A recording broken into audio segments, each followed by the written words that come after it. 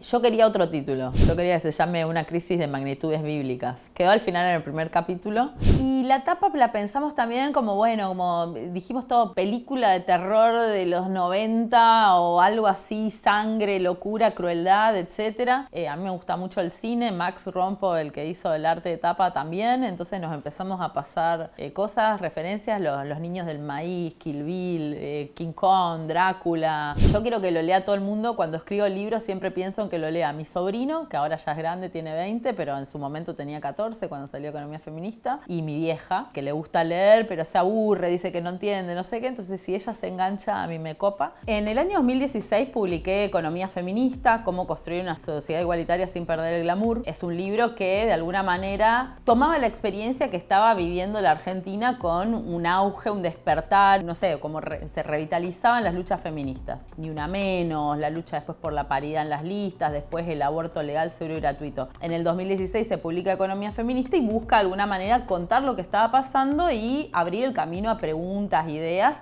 y también contarlo desde la economía, que era algo que no estaba muy presente. El feminismo tiene una larga historia en la Argentina, pero en temas económicos estaba muy centrado en la academia todavía y faltaba llevarlo hacia el público más general. Motosierra y confusión creo que también es una necesidad de contar el presente, de contar lo que estamos viviendo, y es de alguna manera también decir, bueno, estamos viviendo una crisis muy grande, una crisis en muchos sentidos, en múltiples sentidos, una crisis en el mundo del trabajo, una crisis de deuda económica, política, etcétera, que se refleja o que toma cuerpo en la figura de Javier Milei. Y entonces la motosierra alude a Javier Milei, sus políticas de ajuste, lo que él piensa del Estado, el proceso que está llevando adelante, pero también la parte de la confusión tiene que ver con todo lo que vivimos en torno a esto, que no es que nadie tenga la posta y diga, bueno, acá está pasando esto. Entonces el libro de Motosierra y Confusión es también una cuestión de la necesidad de contar la economía contemporánea, lo que está pasando,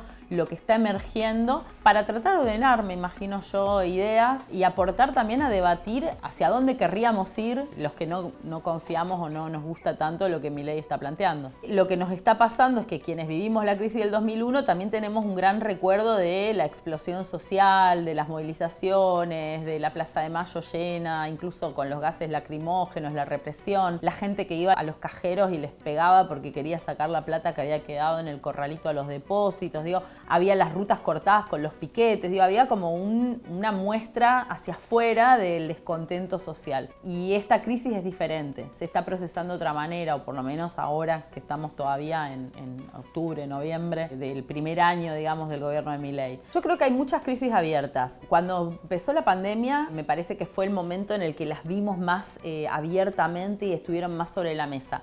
La pandemia significó primero una crisis de salud tremenda que transformó el paisaje productivo, económico y social. Las cuarentenas, por ejemplo, significaron cerrar un montón de espacios productivos y cerrar un montón de escuelas, espacios de cuidado, clubes. La vida cotidiana cambió. Hubo una crisis entonces de salud que derivó en una crisis económica. Esto también tuvo una crisis de cuidados, que es los cuidados, llamamos a cómo las mujeres nos hacemos cargo mayoritariamente de cuidar a los niños, a las personas con discapacidad, quien está enfermo, un adulto mayor, etc. Bueno, esto también estalló porque al estar cerradas las escuelas tanto tiempo, los niños se quedaron en los hogares y las mujeres entraron en estado de alerta y muchas tuvieron que dejar sus empleos e incluso muchas de ellas tardaron un montón en volver a tener empleo. Hay una crisis también en el mundo laboral que tiene que ver con los cambios tecnológicos que se dieron y que transformaron también la forma en la que trabajamos. Bueno, en la pandemia empezó ya el teletrabajo, la remotización,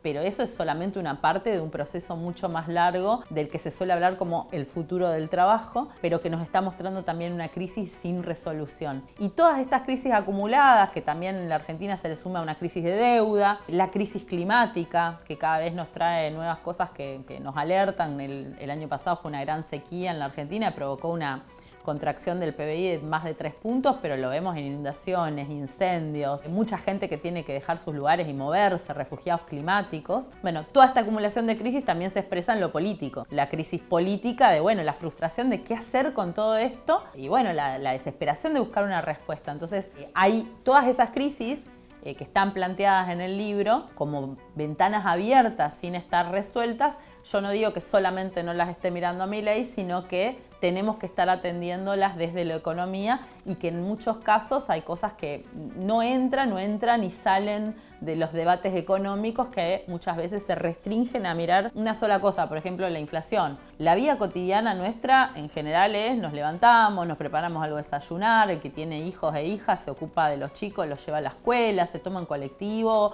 un subte, un tren, se va al trabajo. Hay veces que la gente tiene muchos trabajos, a veces que tiene uno solo, hay veces que tiene que salir a buscar trabajo, tiene que ir al supermercado, hacer compras, tiene que volver a la casa y quizás lavar platos, lavar ropa, organizar. Bueno, todo eso también es parte de la economía. Y a veces que pareciera que si decimos, no, las tareas de cuidado, las mujeres de campo, estamos hablando de otra cosa, estamos hablando de cosas que pasan en el hogar.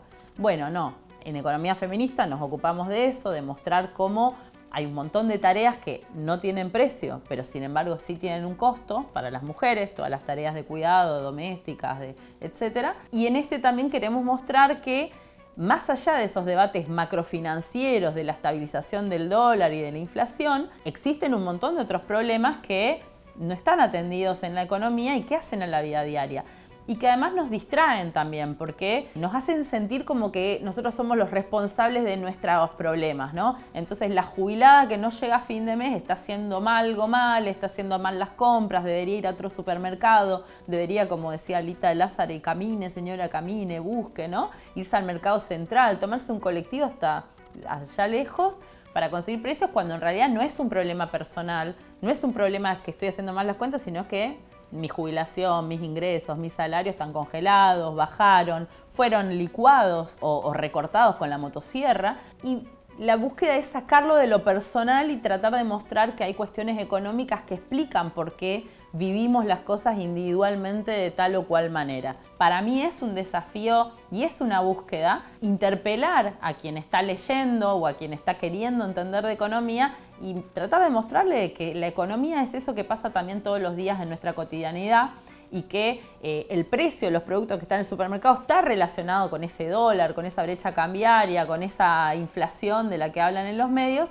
pero que hay varios pasos en el medio y que tenemos que tratar de entenderlos para poder también tomar decisiones mejores, para poder transformarlas, esas relaciones, o para también por lo menos entenderlas, ¿no? Y no sentirse uno tan angustiado y tan mal y encima de la crisis que está viviendo autoflagelarse porque no hizo las cosas de una manera adecuada. Bueno, este libro yo lo escribí pensando mucho en mi generación, lo digo en un sentido amplio, ¿no? No digo la gente que tiene mi edad, sino mi generación en la academia, en la política, en el activismo social y también quienes están interesados en la economía de alguna manera, que bueno, yo tuve la experiencia de que me lea mucha gente con economía feminista, que sea un libro de referencia para la economía feminista, pero no solamente por el feminismo, sino porque mucha gente cuando se me acercaba en las presentaciones me decía, por fin entendí economía. Y yo quiero que haya más gente que sienta que entiende economía, primero. Después quiero algunos debates que me parecen centrales para lo que viene. ¿Qué queremos del Estado? ¿Qué tipo de Estado nos interesa tener? Porque la motosierra es una lectura en contra del Estado. Milei dijo, Ministerio de las Mujeres afuera, Ministerio de Ambiente afuera. Bueno, hay que dejar afuera el feminismo, el ambientalismo. Me interesa también pensar en esto de la redistribución de la riqueza, ¿no? ¿Por qué estamos viendo a, no sé, Marcos Galperín, Elon Musk como las fantasías de los emprendedores cool, que pareciera que cualquier cosa que ya no hagan es bárbara? Y que la pobreza es culpa de los pobres y que además hay CEOs de la pobreza. Ellos tienen una frase que es la justicia social es injusta. Yo no digo que hayamos tenido unos últimos años en que la justicia social era justa, pero sí me interesa poner de nuevo eso también en discusión. Y me interesa también revisar qué es lo que estamos viendo, pensando y trabajando sobre el trabajo. Entonces son varias cosas que aparecen a lo largo del libro, que a mí me interesa que estén en la mesa de debate, sobre todo porque, como decía, siento que hoy la economía está totalmente orientada a ver la inflación y se está perdiendo de todo esto, que es algo rico, algo que está presente, no solo en la Argentina, sino también a nivel internacional, porque las derechas nuevas, conservadoras como Milei, están en todos lados.